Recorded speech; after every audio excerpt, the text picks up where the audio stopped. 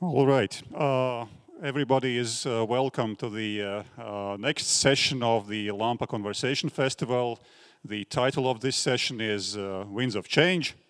And it's not so much about political change, perhaps, as it is about the change of understanding and how we see the world, especially when you look at the energy sector and the energy that is produced and consumed. But I will not jump ahead before giving the floor to one of the key supporters of this event, the ambassador of Kingdom of Denmark, ambassador of Kingdom of Denmark, apologize, Flemming Stender. The floor is yours. Please give us a brief introduction. Thank you very much. On behalf of the Danish Embassy, it's my very great pleasure to bid welcome to this online debate, Winds of Change, at the LAMPA Festival, organized also together with State of Green from Denmark, the Latvian Ministry of Economic Affairs, and the Latvian Wind Association. This is the 5th time that we are organizing an event at the LAMPA Festival, and this year we have chosen to put the spotlight on renewable energy, and in particular wind energy. In a minute from Denmark, you will hear State of Green tell us the story about Denmark's green transition over the past decades and how Denmark has become a world-leading wind power. Over many years, over decades, Denmark has transformed from a society fully dependent on fossil energy to have today one of the greenest and most effective energy systems in the world. More than 70% of our electricity today comes from renewable energy resources, almost half of it from wind energy. And we are not finished. It is our ambition by 2030 to reach 100% electricity from renewable energy resources. The story of the development of renewable energy system in Denmark is also the story about economic growth, and it's the story about the creation of many new green jobs. So I really hope that the Danish experiences can be used as inspiration and stimulate a debate here today. And after the debate today, if you are interested to hear more, to talk to us about wind, energy and climate issues, sustainability, green transition in general, you are more than welcome to contact us and for further discussions. My sincere thanks in advance to the panel who are with us here today. And without further ado, I will have the pleasure to hand over to the moderator, Renis Aboltins, who will, I'm confident, guide us safely and well through the next hour. Enjoy the debate. Thank you very much. Thank you, Mr. Ambassador. Obviously, we will. We ought to have now the short introduction about what is wind energy. But if I'm correct.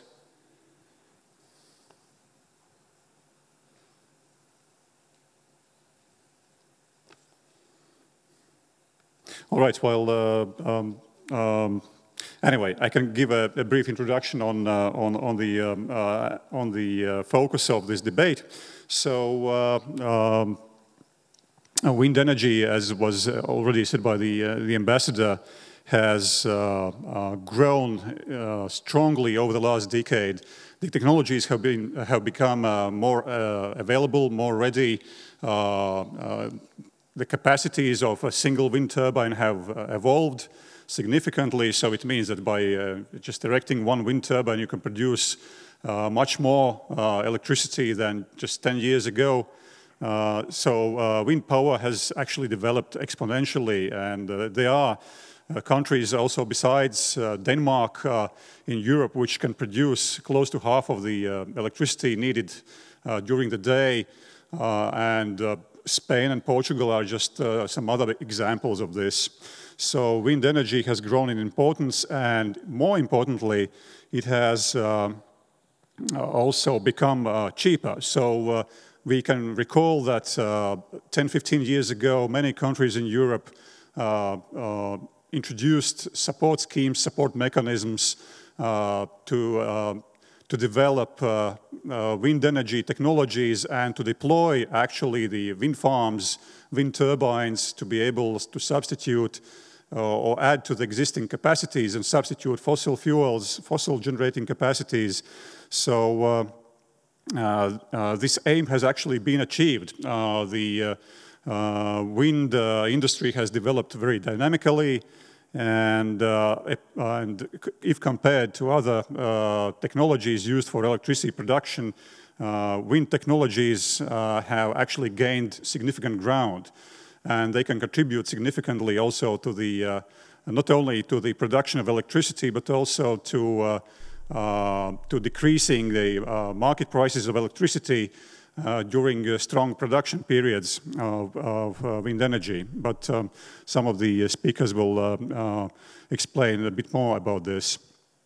Also, the so-called levelized cost of electricity produced from wind turbines and wind energy has decreased significantly, and wind, along with solar photovoltaic technologies, has become well, the most competitive of renewable technologies, and has become even cheaper than, probably not even cheaper, but can compete on equal footing with such conventional and very well-developed technologies as combined cycle gas turbines for electricity production. So wind energy has indeed experienced fantastic times over the last 10-15 years, and I hope that we can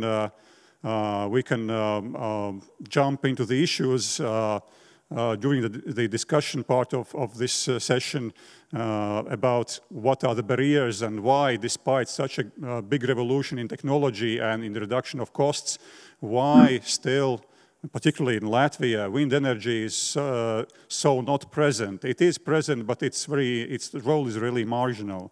And therefore, I'm also happy that we have very good cooperation partners, not only in the Embassy of Denmark, but also the State of Green, who will have the keynote speech or introductory presentation about wind energy and the key barriers and how can those be overcome. And as we know, social acceptance is one of a number of things which are important for wind energy. So it's political, it's regulatory framework, political support, social acceptance, and physical space. So if there is a green light for all four of these realms, then of course wind energy can develop successfully. If everything is there, but there's no social acceptance, we are in trouble. And let us therefore go forward. But there we have the presentation. Un gada laikiem. Šo faktoru kopuma rezultātā dažas vietas ir vairāk piemērotas vēja enerģijas iegūšanai nekā citas. Latvijā vēja enerģijas ražošanai optimāls vietas atrodamas gan uz sauszemes, gan jūrā. Vēja enerģiju iegūst pārvēršot gaisa plūsmu mehāniskajā enerģijā. Vēsturiski vēja enerģija tika izmantota graudu malšanai un ūdens sūknēšanai. Tomēr mūsdienās vēja enerģija galvenokārt izmanto elektroenerģijas ražošanai, un mehānismu, kas pārvērš vēja kustību enerģijā, sauc par vēja elektrostaciju. Tā sastāv no rotora un lāpstiņām, kas vēja ietekmē griež asi, kas ir savienota ar elektrības ģeneratoru, kurā mehāniskā enerģija tiek pārveidota elektroenerģijā. Vēja enerģiju plaši izmanto visā pasaulē, jo tā ir tīra un droša. Tās izmantošana nerada ne CO2, ne gaisa, ne ūdens piesārņojumu. Vēja enerģijai ir viena no zemākajām cenām atjaunojamo energoresursu vidū, un tā turpina kristies, konkurējot ar fosiliem enerģijas avotiem. Domāsim zaļi, jo Latvijas iedzīvotāji ir pelnījuši tīru un ilgtspējīgu enerģētisko nākotni.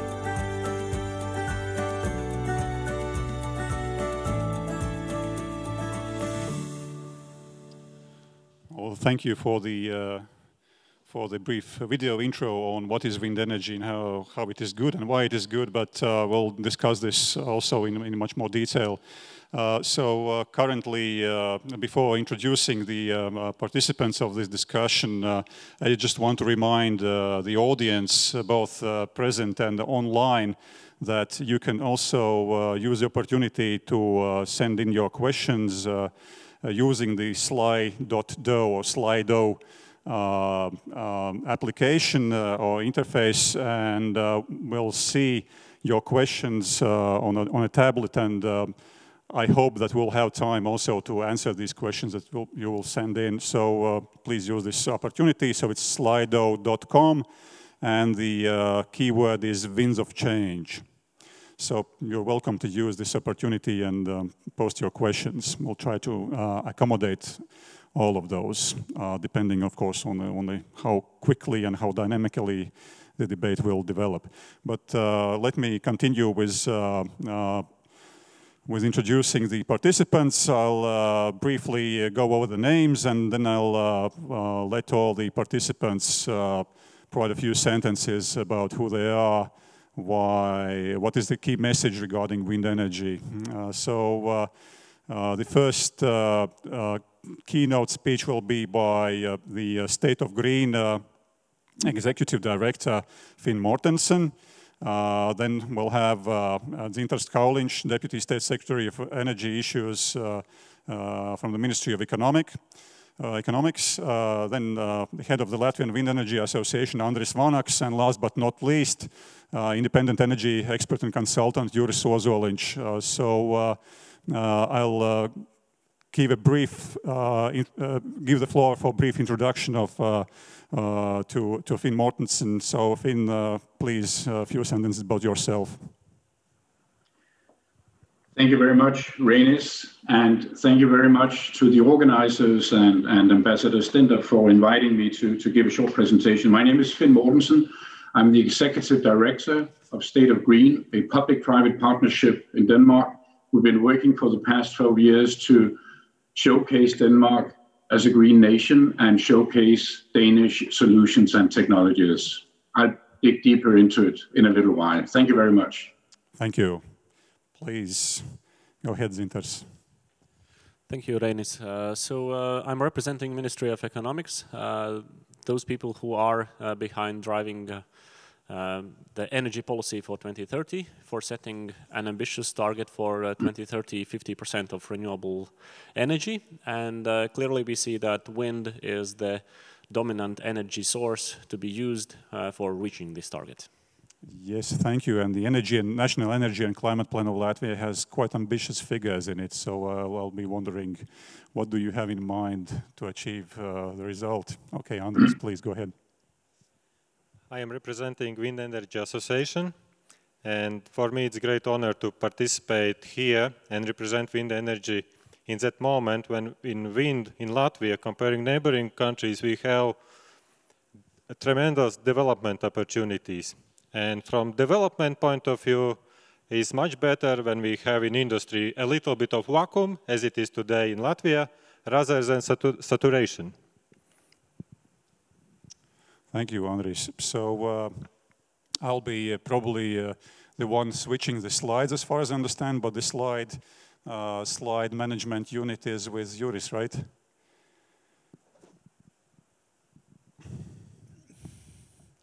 Yeah, please, if you give me, first of all, I'm a freelance consultant and do have experience working in Balkans, in Brussels, in Ukraine, Moldova, and Baltic states.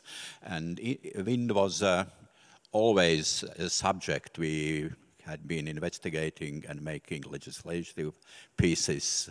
I know pretty well all four packages of EU energy packages and specifics of wind. Yuri, and as far as I understand, you have a couple of slides to show us also. Probably maybe a bit later, depending on how conversation will go. All right. Well, you're welcome to jump in whenever you feel ready that you want to refer to your slides. But currently, so we can begin with the presentation, with the keynote presentation by Finn, and so you're welcome to begin. I hope that the slides will also appear on the screen here. Yes. Right. Thank you very much again, Rainis, and it's a great opportunity and a great honor for me to be able to present the Danish case for wind.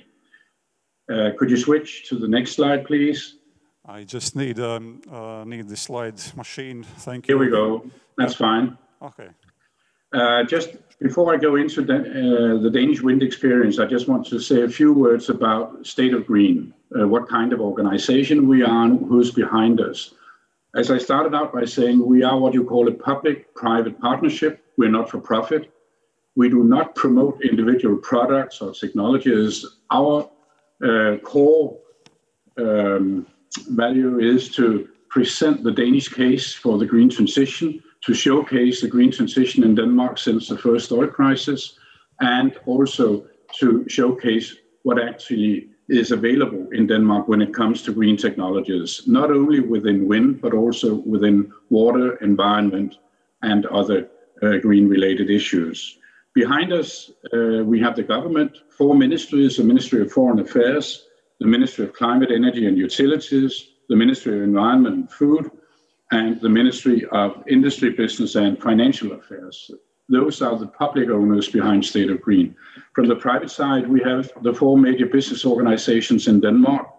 We have the Confederation of Danish Industry, which is by far the biggest industry organization in Denmark. We have Wind Denmark, we have the Danish Agriculture and Food Council, and we also have the Danish Energy Association. So those are the organizations behind us. Please take the next slide. Now I'll move into the Danish story of the green transition. It goes back to the early 1970s when the first oil crisis hit the world in the winter of 1973. At the time, Denmark was totally dependent on imported oil. All our energy was imported more or less. Almost all of it came from one source, oil, and almost exclusively from one country. So when the first oil crisis hit the world, Denmark was very severely affected. It was you would call it a wake-up call for Denmark. Immediately we had to start wondering, how do we diversify our energy supply? Moving away from oil, where could we go? Initially, it was decided to go into coal, but also at the same time start focusing on energy efficiency and renewable energy. We previously, in a few years before the oil crisis, we had a major political debate and public debate in Denmark about nuclear power.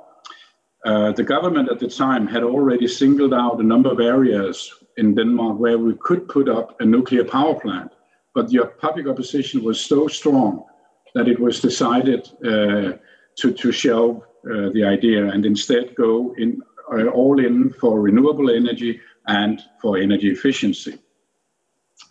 Gradually over the years, we've seen a number of regulatory initiatives which has helped move us in that direction. From a government point of view, various governments, not only the one at the time, but the governments coming after that, they decided to start subsidizing energy efficiency and renewable energy. Energy efficiency measures, for instance, would be tax incentives to house owners who started insulating their homes or put in new windows, for instance. There were subsidies for big companies. If they could turn their manufacturing processes into a less energy costly manner, they would get an incentive for that. And when it came to renewable energy, the government at the time started focusing on wind. We had a number of subsidies to wind developers, and that has actually continued over the decades following the first and the second oil crisis. So back in 2012, a very broad majority in the Danish parliament, 9 out of 10 parties, said we want Denmark to be totally independent of fossil fuels by 2050. We have had a number of goals since then, intermediate goals, as Ambassador Stender also said. We have a 2030 goal now, which says that 55% of our energy needs should come from renewable energy by 2030. Electricity consumption should be 100% renewable. And most recently, we had all parties in Parliament except for one, saying that they agreed to the overall ambition in 10 years' time from now, by 2030, to cut down on our CO2 emissions by 70% compared to 1990. And we are actually right now in the process, the new government, which took office a year ago, is now in the process, together with business and industry, to work out an action plan for how to reach the 70% goal. It goes without saying that the closer we get to the 70%, the more costly it will be. So there is a strong focus on how to do this in as cost-efficient a way as possible. Next slide, please. This graph here shows you that we have been able to decouple our economic growth from our CO2 emissions and from our overall energy usage. The yellow line is GDP in real terms. You can see since 1980, it has gone up by more than 100%, more than doubled, while at the same time, we have been able to keep our gross energy consumption almost at a flat level. And our CO2 emissions have fallen primarily because of the energy efficiency measures, but also obviously because a number of very polluting companies have left Denmark over that period. I put in the water consumption also. We have seen a reduction in water consumption in Denmark by 40% or more over the same period. And I put it in only to show that it's not, in Denmark, we are very focused on energy conservation, energy usage, but also other kinds of natural resources like water. Next slide, please.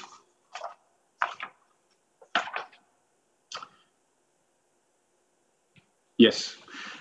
To give you a picture of where we are today, you can see our energy consumption. The latest official figures we have is 2018, and you can see that a little less than 33% of our overall energy comes from renewables today. It's actually closer to 35% in 2019. But if you look at the composition of our energy, our renewable energy sources, you can see that more than half of it is actually from biomass.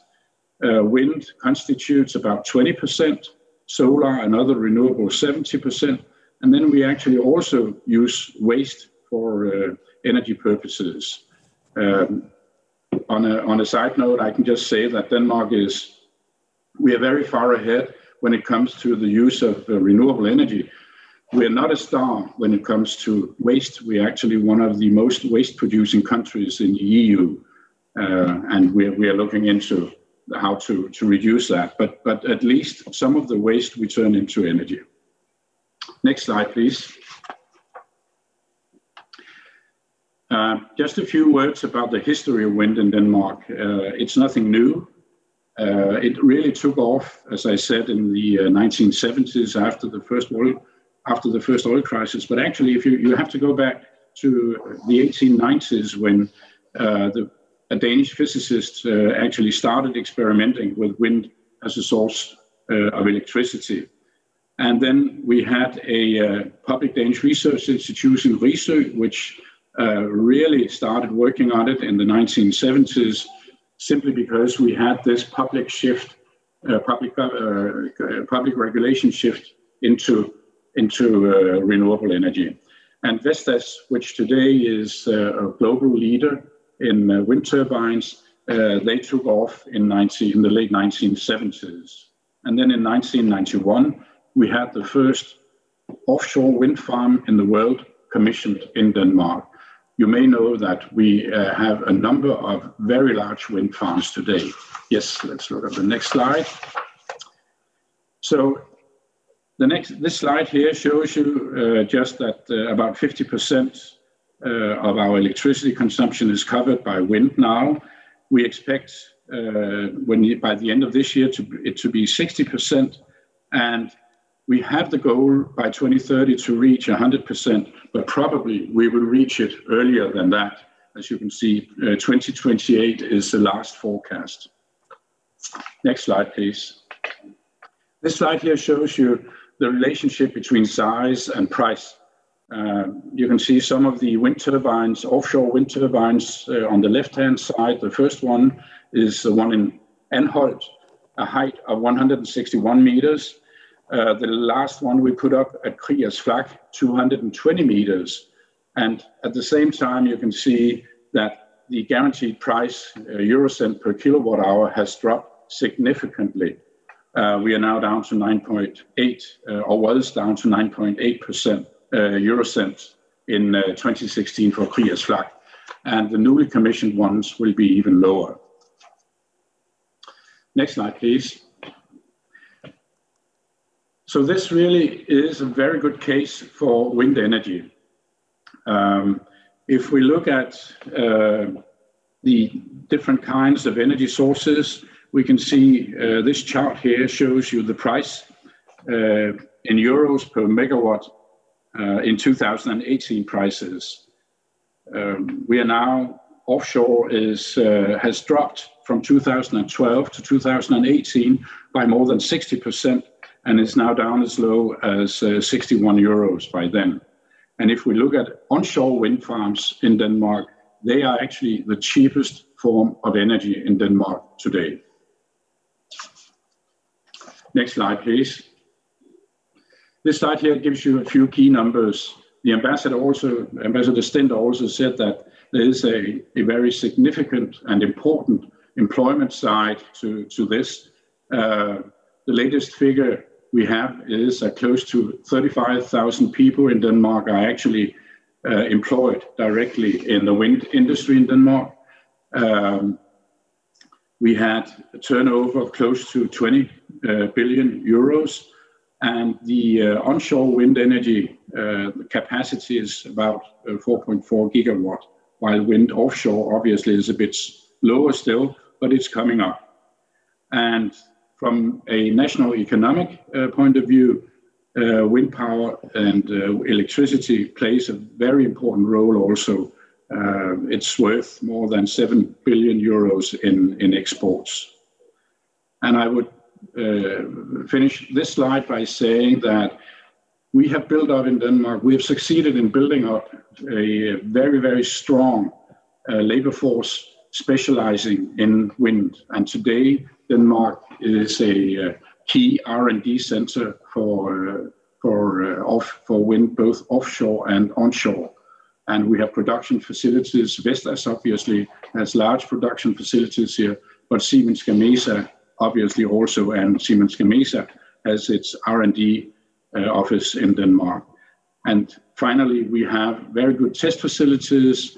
We are on the west coast of Jutland, where we have very, very favorable wind conditions. We have put up a number of test facilities where we are now testing turbines up to 12, 15 gigawatt. And then the next to final slide, please. Just to give you an example of what it looks like from above. You can see Denmark, but you can also see the Baltic countries, because Denmark is a member of the so-called Nord Pool exchange, which is trading power with our neighboring countries and also down to other countries in Europe, further down, like Poland, France, and Germany, and the UK. We have a very flexible energy system. We have a very well-developed transmission infrastructure. The Danish TSO, the transmission system operator, is called Energinet, and they're the ones responsible for the Danish infrastructure. They are obviously also talking in depth with their European colleagues, because other countries are putting up wind turbines, offshore parks, onshore parks, and wind is a key provider of energy in the future. I see two challenges in the future for wind. One is how to use it. We get a lot more of it at a time when we don't need it. What do you do then? Because other countries will also have very strong wind presence. So that's the one side of the coin. And the other is how to get transmission lines that can actually cater for the, that can cater for the overall energy system, a European energy system. I think those will be my words for now. Next slide just says thank you very much for your attention, and I will stay online if you have any questions. Thank you very much for your attention. Thank you, Finn. Thank you for this very interesting introduction on Denmark's experience. So it looks like wind energy is well established in Denmark, from all perspectives. But then we look at the Baltic states and we see that Lithuania has over 300 megawatts of installed wind capacity. Estonia has over 300. Lithuania has over 500. Latvia has just under 70. Officially, maybe unofficially, somewhere under 80. So it will be interesting to hear from our participants of the debate. How do they see what are the key barriers and what are the key issues here? Why are we have been lagging behind, and most importantly, what shall we do, and how shall we act to somehow, to switch on the turbo button on the wind energy development.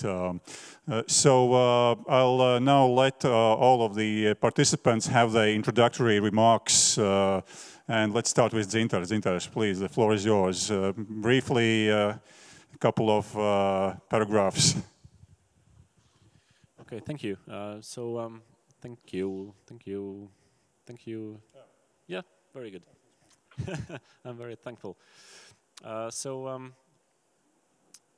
The most important messages is first that we are open and we are willing to cooperate with the Wind Energy Association, as they are the real practitioners behind this wind energy development, and therefore they are those who are indicating us towards where to look, which are those areas where to have some additional inputs or to remove some barriers.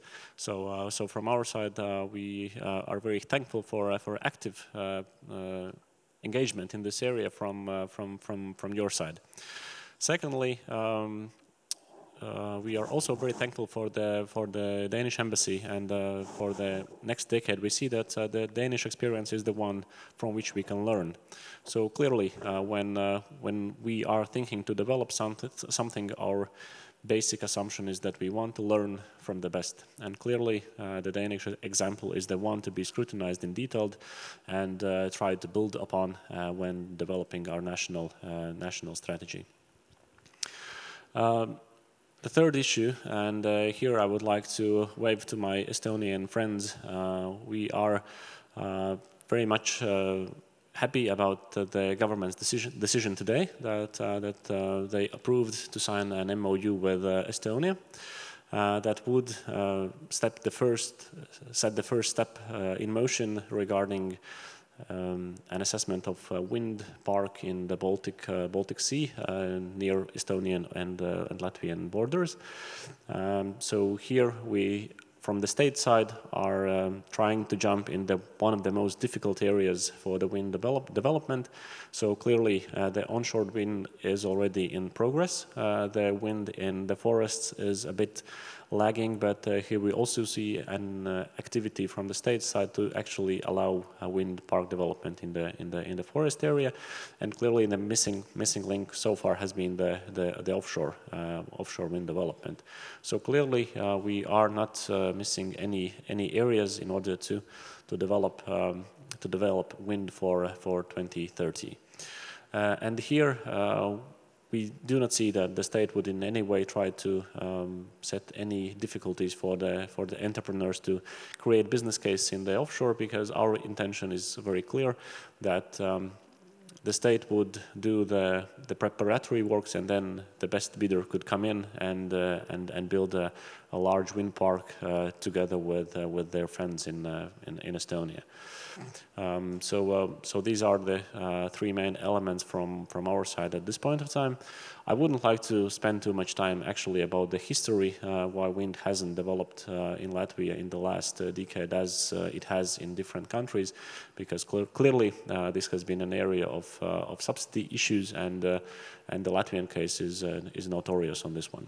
So I think that this is an introductory part from my side. Thank you, Dzintars. Very well. Obviously, the onshore wind definitely is quite a lot cheaper than offshore wind, and I believe that the agreement between Latvian and Estonian authorities on developing further the idea of offshore wind park, common offshore wind park, is based on the fact that plenty of resources will be available from the EU funds to co-fund such an initiative. But otherwise, offshore is still kind of a bit of out of competition with onshore wind, but still.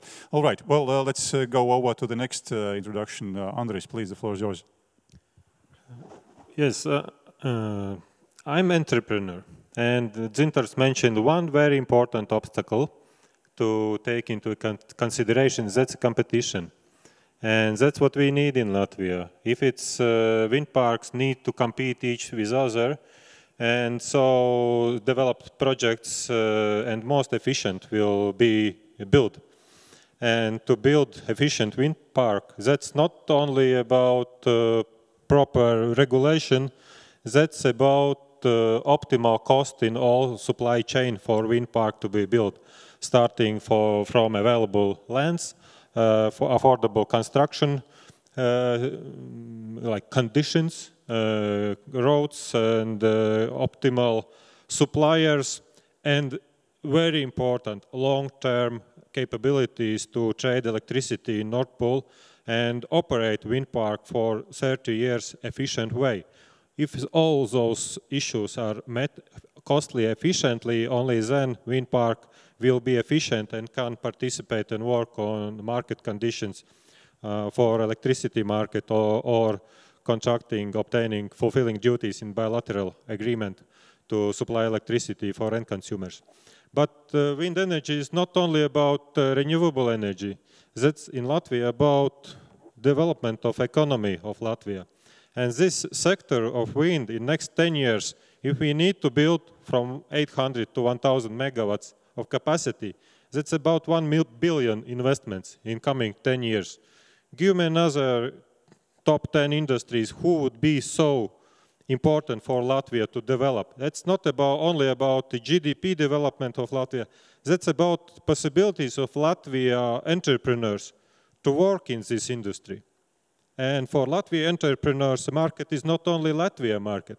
That's a Europe market and that's worldwide market where decarbonization, climate neutrality is setting market policies, stability for that renewable energy development. And if you have business in that area, you be sure that market will exist almost forever, at least for our lifetimes. And that's a great business opportunities for Latvia entrepreneurs to participate in that market and think about products who would be able to participate in supply chain of these wind park developments. Is it transportation, logistics, heavy lifting, services, whatever. There are tremendous opportunities for different areas of economical activities. Thank you, Andris. So we have now currently promised to not lay special obstacles for development of wind energy from Dzintars, Ministry of Economy. He's of course not a politician, he is a civil servant, but still he can influence the policy making as well and decision making. And we have a conditionality from the business representatives. We have to have optimal costs along the whole supply chain. So, Juris, your take on this? I must say that wind is a friend, sometimes volatile, making some damage, but also I would be happy to show the couple of slides. Reinis, if you will manage to do this, to switch from first. Yes, I will be able to. Okay. Yeah, this is maybe not so important. Yes, but this is one. important. I will give some sample from my experience. What happens in 2020? What we can learn. This was exceptionally good year for renewable energy in Central and Northern Europe. in a market we are operating from 2014, which is a Nord Pool, and algorithm called Euphoria at the moment is calculating prices and allocating capacities between countries. This was extremely good snow conditions in Scandinavia and Alps. There was very sunny and very windy. And result was that it's mimicking the situation like we have new capacities introduced last year suddenly, and they kind of working here. And you will see that Estonians made much more power from wind, the best performance, if we making comparison the same period 2019, and Baltics as well, 80% decrease, which might be around 10 to 12% capacity increase. This is an excellent example for engineers and analysts, system analysts, to make some conclusions out of that. Please, next slide. One is what was impact on market. The red line is Latvia, market price in Latvian area. And prices went down substantially, due exactly for reason that plenty of energy was produced in Germany, in Denmark, in Nordic countries, and in Baltics as well. Wind is just one of them, not only, but prices was down because wind is still subsidized, but working on market conditions, and was drawing down prices for all energy in Europe. But now we are back, as you see. In August is business as usual. One important issue was mentioned here: transmission matters. If you do not have a good transmission grid, don't dream about wind development in this country. So next slide, please. A result of all of this, how it was influencing the trade. Last year we produced about 57% of consumption in Baltics ourselves, that we had been trading with Nordics and Russia and Poland. Poland is a consumer, driving prices in Baltics up. 29% came from Russia and Belarus. And please, next slide. And what happens this year if we make comparison? Clean and cheap energy from Europe, especially from Scandinavia, was did a lot of exchange with Nordics, and there was driving down trade or exchange with Russia and Belarus substantially. So we might make conclusions. Money remains in Europe instead in third countries, and only conclusion we might make out of that would be very good to have more renewable energy, including wind, and would be praying for government, make conditions that we might say, investors, build, baby, build.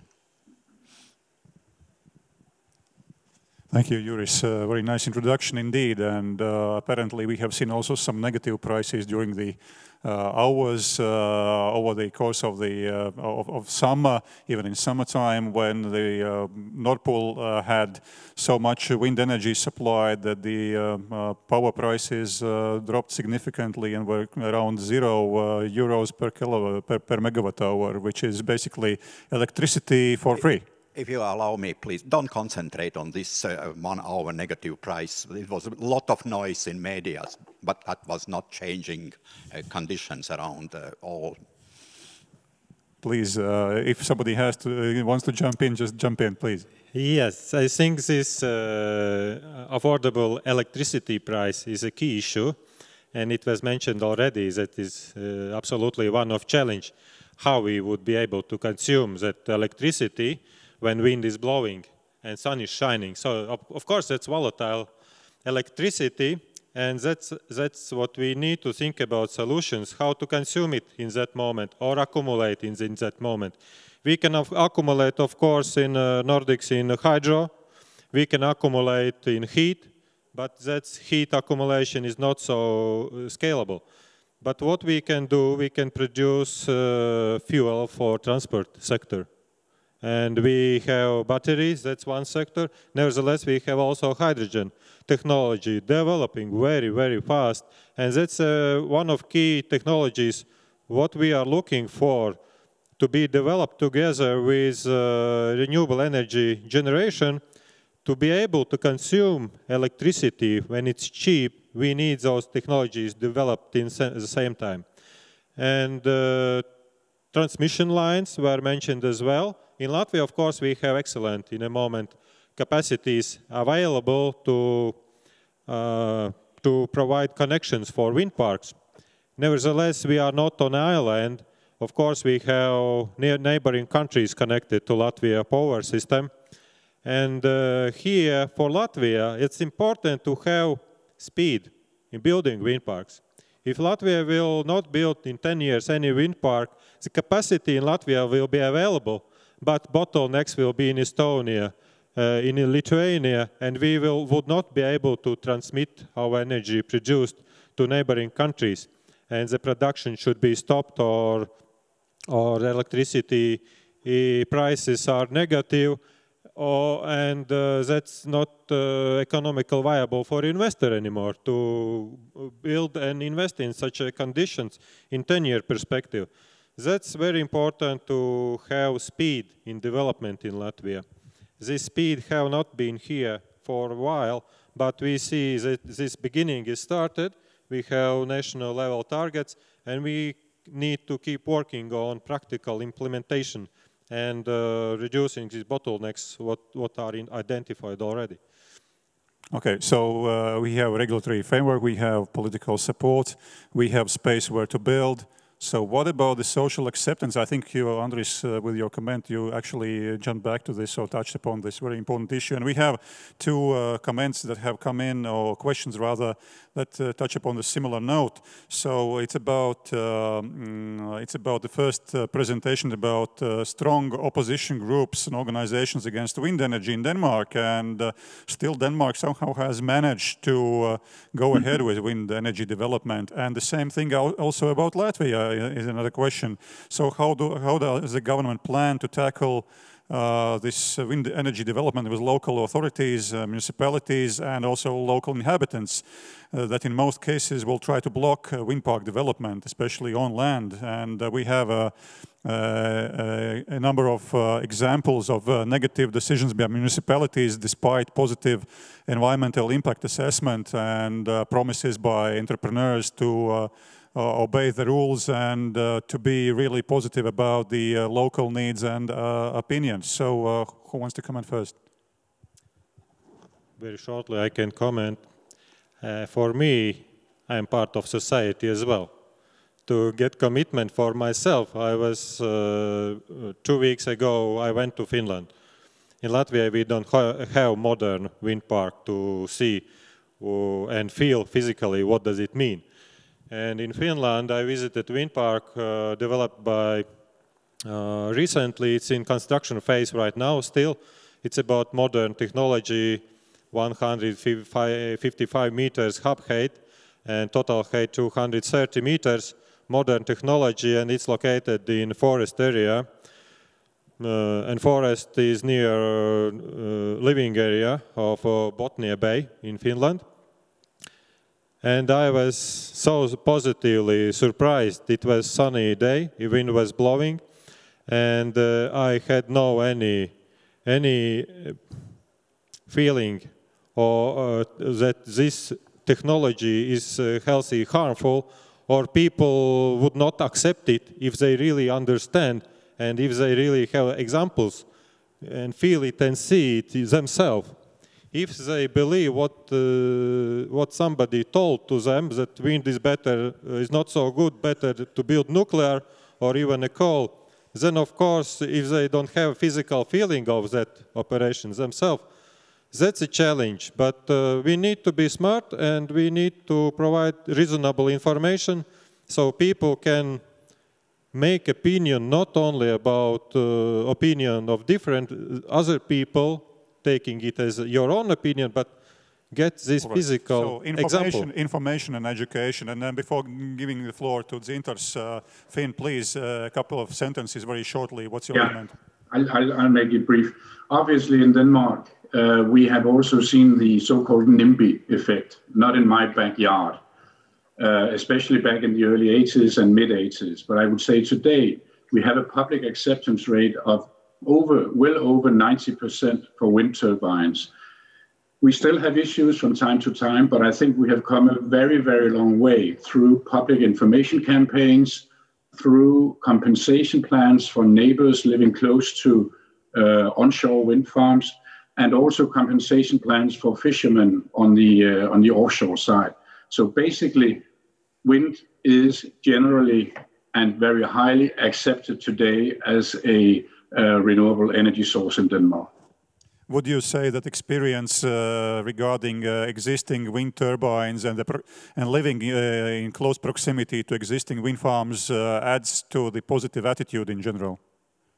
Sorry, I didn't get the last part of it. Research actually shows that people who live or have experienced close proximity or existing wind turbines and wind farms, they are generally more positive. They have generally more positive attitude towards wind farms. Precisely. Okay. And I think I'll make it very brief, but we have had schemes also, regulation over the years, over the past 20, 25 years, which have said that if a wind developer wants to put up a project onshore, then he needs to go through a number of hearings and with the local community, and he must provide ownership to the people living in the area at cost price.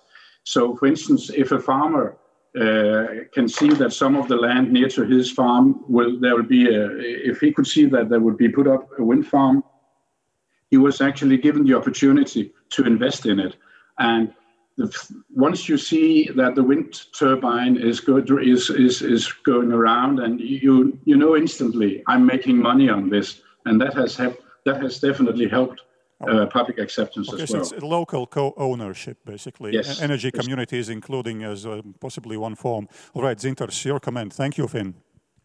Yes, well, from my side, I would say that from a personal perspective, I think that sometimes people would like to live as it is prescribed in a romantic manner in the Latvian folk stories. What happened a few hundred years ago, speaking only about the beautiful landscapes and the animals living there, and people somehow sometimes do not want to understand or accept that change has to happen, and that sometimes we have to sacrifice something from the treasures that we have in order to have a development and the possibility to live as we want.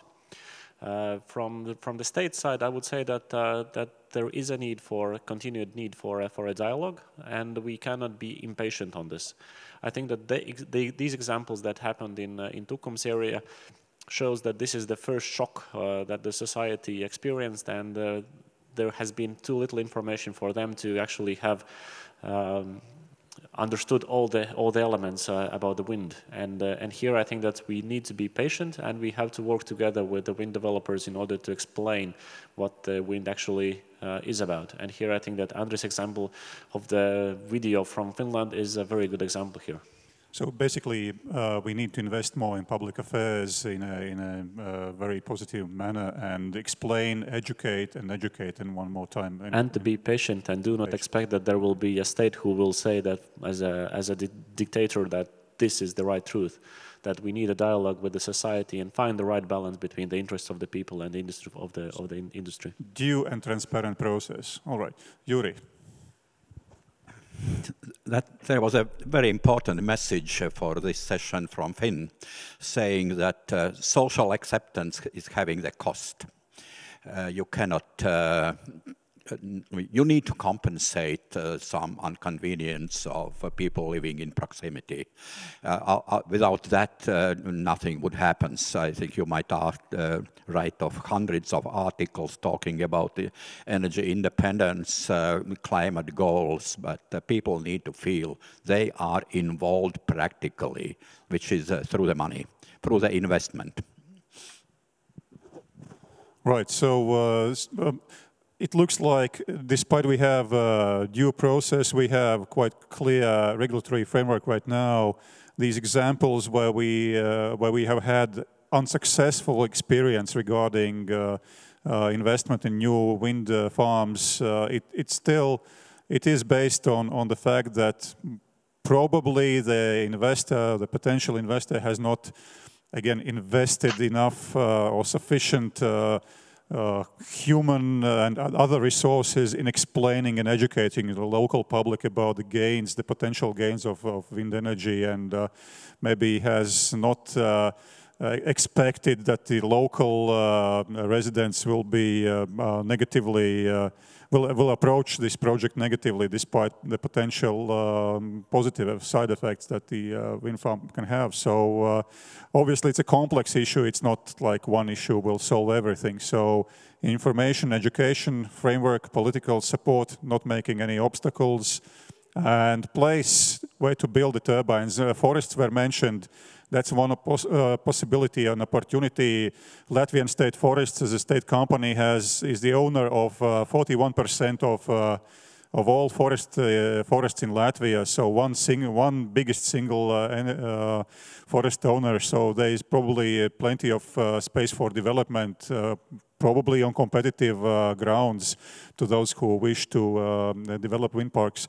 But there's also a question here, a couple of questions actually coming in that have come in, and they ask about what would be potentially the best locations onshore for onshore wind development, and what are the trends regarding the optimal wind turbines onshore currently. Maybe Andris, you can provide a very brief comment on this. Of course, we know where the wind is blowing. In what area of Latvia? Of course, exposure to sea and coastline of Baltic Sea is most advantageous areas for wind park developments. Nevertheless, taking into account development of wind park and wind turbines, so they are becoming much higher than 10 years ago. It's not only narrow coastline, it's let's say 50, 70 kilometers line, and even more, even in inland, in country, in Latvia, there might be good spaces, places where to build the wind parks. But what's one of regulation framework barriers needs to be improved, that if the wind park is possible here, and experts are saying there are no issues with birds, there are no nature impacts, and so you can place it here, so we need this land to be considered as one area, including farming area, including forests, so we can build and scale park in one place. So, and today we have limitations if it's farming area, so we say, let's don't build wind parks there, and there are state-owned forests where procedures to organize tenders for that areas available for wind park developments, procedures are not in place. So we need to work on this continuously. And it will take time, as Dzintars mentioned, and this first parks failed to develop in this phase. Those can still be developed, but it's not so much about unprofessional attitude, but about first projects. It's a very, it would be very miracle that first projects run smoothly without any issue. And I would like to finalize my speech by saying that landscape, for me, if I see wind parks, that's about smart society and clean energy produced. So that's positive for me. And I think there are a lot of people who think similarly.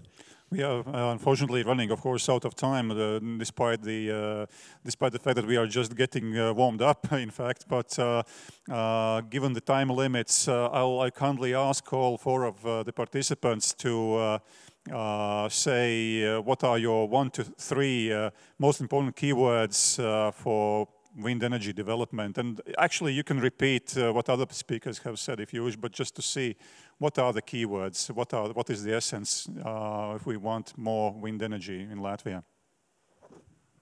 Starter schools and kindergartens, and bring them visit sites. We do have some, I believe, 2 of them in Latvia, not very much advertised, nearby Ventspils. You might see in proximity wind turbine, and let people after that teach their parents. Fantastic, Juris. Thank you. Zintars? Long-term cooperation. 3 words. Long-term and cooperation. Thank you, Zintars. All right, Andris?